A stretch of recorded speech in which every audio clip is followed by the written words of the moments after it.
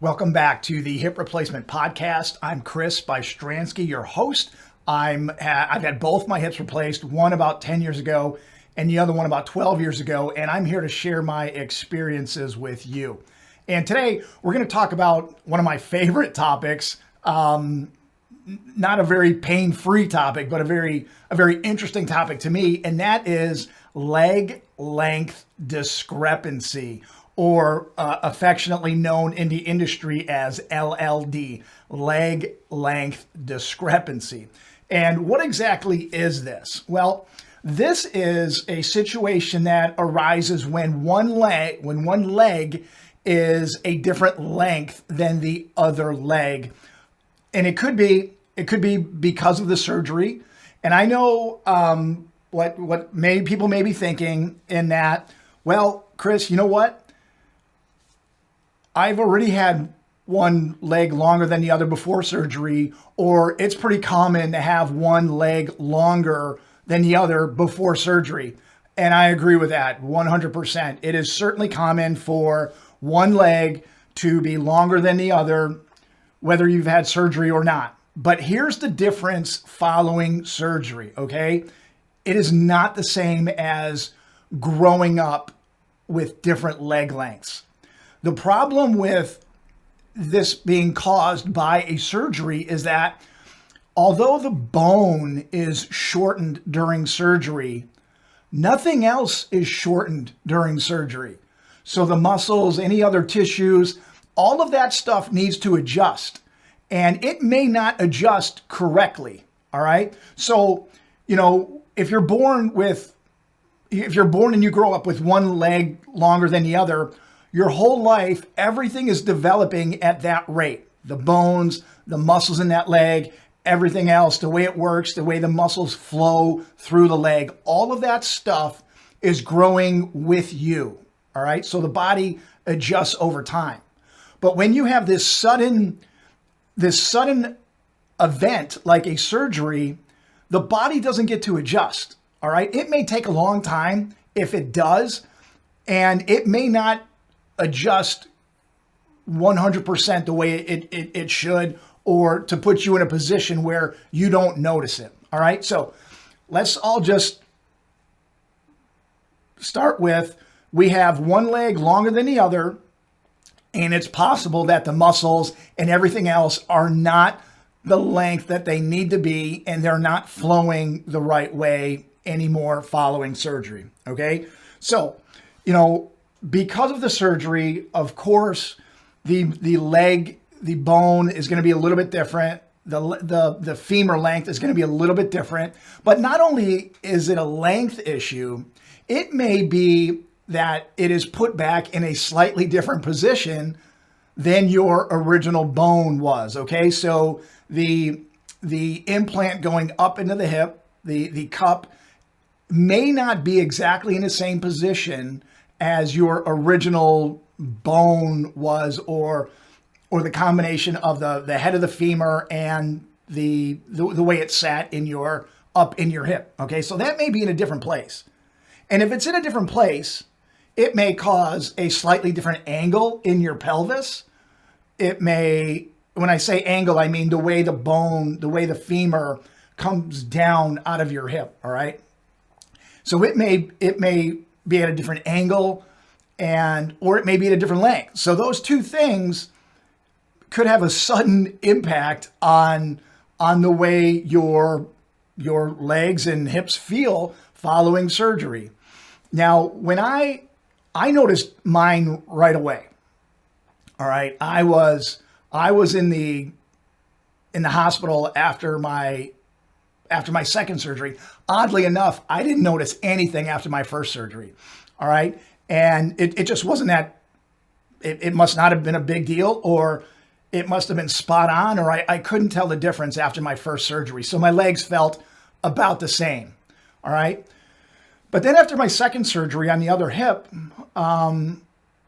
the surgeon came in to talk to me when I was waking up after surgery and let me know that he couldn't put the hip exactly back to where it was. So I may notice a difference, and it may feel a little bit longer or shorter. So we'll address that later. And I really didn't even think about that at the time. But a few hours later, when I actually got out of the hospital bed to go start the physical therapy, when I stood up, I noticed a huge difference in my leg lengths. All right. It felt like my left foot was standing in a hole. And that's because my left leg was a little bit shorter than my right leg following my second surgery. Now, I didn't know how long the difference was. It felt like, it felt substantial. And later on, during physical therapy, is when the physical therapist measured it. Well, how did they do this? How did they know that it was, number one, that confirmed that it was longer or shorter? My left side was shorter. And how did they measure it? Well, just by looking at me, number one, the physical therapist was able to determine that I had a little lean, and laying on the table, he could tell that my left side was shorter than the other. But then they measured it. And how did they measure it? Well, I stood up and they put little wooden plank platforms, just slightly bigger than my foot, which were 1 millimeter thick each. They started stacking those under my left foot. And they kept adding them until I felt like I was standing on even ground. So it was kind of rudimentary, but it seemed to have worked. And what we identified was that my left leg was 4 millimeters shorter than my right leg. Now, this may not seem like a big deal. I've heard of people who've had a significant difference, centimeters, 2, 3 centimeters, 4 centimeters, and that can be pretty significant. So, whether it's just a little bit or just a lot, or whether it's just a little bit or a lot, there can be significant impacts, not only to the way it feels, but in the comfort or the pain in the legs and the hips farther down the road. So, let's get into that. And what I've learned over the last 10 years since I've had both my hips replaced is that I certainly do get aches and pains because of this one leg being shorter. And where I get this pain is a couple different places. And I went into a little bit of this in the episode on the aches and pains I get. I think it's episode 6, the top 5 aches and pains. And what I've determined is that the hip on the longer side aches, and the knee on the shorter side aches. So if you're getting aches and pains in these weird places, maybe this is the issue. And we'll get into how to address these in a couple minutes. But really the bigger pain that I have is really on the side of my leg on the shorter side. And here's what I think is going on. That when the leg was after the second surgery and the leg ended up being a little bit shorter, the bone is taken out, the head of the femur is taken out, and it's I have a ceramic ball on top of that. But what happens is the bone length is changed, but the muscle length was not changed at that time. Obviously, they're not going to cut muscles and sew them back together. I would imagine in some cases maybe they do that, but I would imagine that's in extreme cases, but not in mine. So I was left with some muscles that were longer on one side. And my legs are really big. I grew up playing hockey and doing a lot of cycling, so my legs are big. So when I have a muscle discrepancy, I mean, it's significant for me. And what it feels like is if on the side of my legs, the IT bands, it feels like somebody took a hammer and hit me with a hammer really hard there. It's quite sharp and painful a lot if I don't address it. And I'll talk about that in a second. But when I originally came across this pain. It was 6 months, a year after the surgeries, when I started getting back into bike riding and more work, more sitting at my desk office chair, I noticed that the pain in my IT band was so significant that I thought I broke my femur. I thought there was something wrong with the bone or with the hip. Now, it just did not seem to be in the location up in the hip. So I was wondering, like, why does it hurt down there? And the location is about halfway between my knee and my hip on the side. All right. So about halfway between the knee and the hip on the side, and it's in the muscles. And I even went to go get x-rays, and the doctor kind of laughed, saying, no, there's nothing wrong with your femur. There's nothing wrong with the hip implant. It's got to be muscular, and let's go do some physical therapy or just return to stretching that area or beef up the stretching in that area. So, I had quite a scare because it was quite painful. And I think it was because the muscles on that side had a little extra length to them, and they either folded a little bit or they were not flowing the way they were supposed to flow. So that continues to this day. And what I have to do is really, really stretch. So how do we fix these different aches and pains? Okay. So you may have these random pains in your legs, and it may be because of the leg length discrepancy. All right. The muscles may not be flowing the right way, or your gait, your walk may be a little bit off because of the difference in the leg lengths. All right. So these pains may be up and down your legs, or they may be in one of your knees or in your hip. And again, I have the issue in my shorter knee and in my longer hip. All right. If I do not address the different leg lengths. So how do we do this? How can we address the different leg lengths, the leg length discrepancy in the easiest way possible, so that we can live the most pain-free and enjoyable life that we can? Well, the first thing I did, and this is very easy to do, is I went and got a shoe insert. All right. Now, I had to experiment with a lot of different shoe inserts, but I eventually found some that were about the right height for me and would also fit into my shoes. So as long as I use a shoe insert, it seems to be a little bit better. That's number one.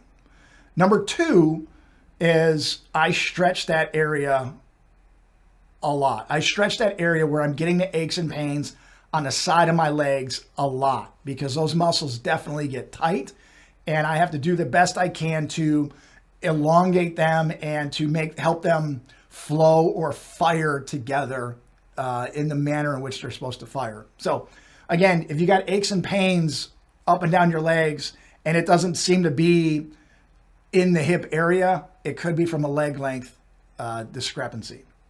So those two things so far. We got a shoe insert, I stretch, and I use some tools too. And I described those tools in episode 7, the roller, the percussion gun, just to really dig into those muscles and help them release a little bit and make them feel a little bit better. I mean, I could sit here right now and touch what is basically a knot in my leg. I mean, I've kind of gotten used to it. It goes away. It comes back. You know, the more active I am, and maybe possibly the more active you are, you're getting more aches and pains. It's likely an ache. It's likely an issue with the muscles. All right. So shoe insert, stretch, and really move those muscles where you're getting that ache and pain. And 3, I noticed that the pain was in a certain spot in my legs. And what I determined too was that It was due to the office chair that I was using.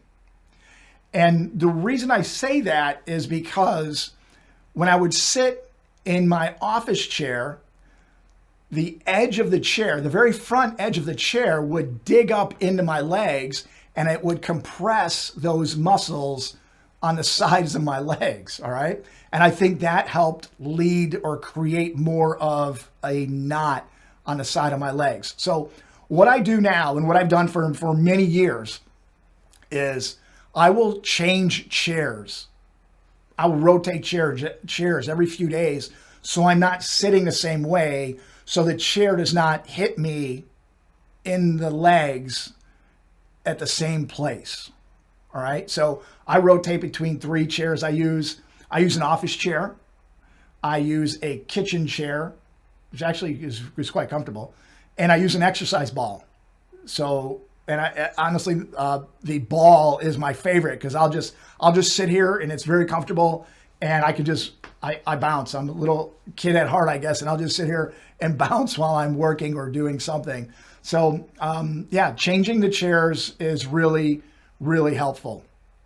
Another area that this comes up in is driving. You know, what kind of car you have and where does that seat hit your legs? Because for me, it was hitting me in exactly the wrong spot, causing more pain.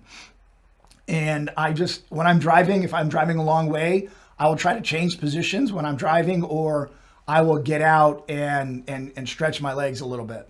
So, and all of these things are helpful to keep those pains in the muscles of my legs at bay. And correcting the leg length discrepancy a little bit with a shoe insert seems to be very helpful to reduce the pain in the longer hip and the shorter knee. So, you know, if you're feeling some pain in the legs or in the hips and the knees, I think these are all reasonable following a hip replacement surgery. Again, you know, although they cut the bone, everything else is left there and it needs to adjust. And it may take time to adjust, or it may never adjust 100% correctly. So I think these things are normal, and just with a little attention, you can overcome those. And you can live a very active and pain-free life following a hip replacement surgery. So, you know, I think the surgeons do as best a job as they can, but I mean, there's situations where that hip goes back in a different spot, or the leg comes out a little differently. And, you know, when we leave that operating room, it's up to us. It's up to the patient to really do whatever we can do to take care of ourselves. And that's addressing pains in the hips, pains in the knees, pains in the muscles. So hopefully those several things help you if you're experiencing the pain, which again, I think is normal. And even if it's not coming directly from the hip that you had surgery on, I think this could be an issue that has to do with leg length discrepancy, because I think that discrepancy can really start a ripple effect of issues in the legs if we don't address them. So consider those things: a shoe insert, stretch the area that may be giving you pain. You know, if it's in the legs, stretch up and down those legs as best you can. Even 5 or 10 minutes a day would be helpful. Switch chairs if you can. And if you're driving or going to be sitting for a long time, you know, do your best to get up and move around, whether it's in a meeting, in a car, on a plane. Get up and move around. I hope these things are helpful. You know, the leg length discrepancy, I think, is something that is here to stay. It may be a big impact. It may be a small impact for you, but I think there's certainly things that we can do to overcome any impact that the hip surgery would have and cause the leg length discrepancy. So nothing to be too alarmed about. It's something that we can address. And yeah, I hope these tips and my situation is helpful to you, happy to share this information with you. And, thank you so much for tuning into the Hip Replacement Podcast. And until next time, I wish you the best recovery possible. Take care.